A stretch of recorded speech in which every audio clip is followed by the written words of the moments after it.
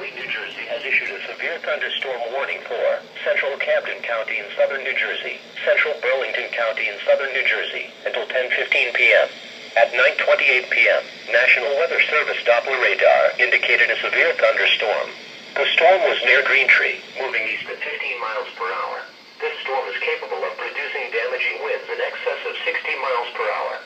Locations impacted include Evesham, Lumberton, Medford, Leisure-Town.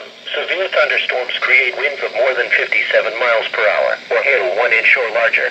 Repeating, a severe thunderstorm warning has been issued until 10:15 p.m. for the following counties in New Jersey, Burlington, and Camden.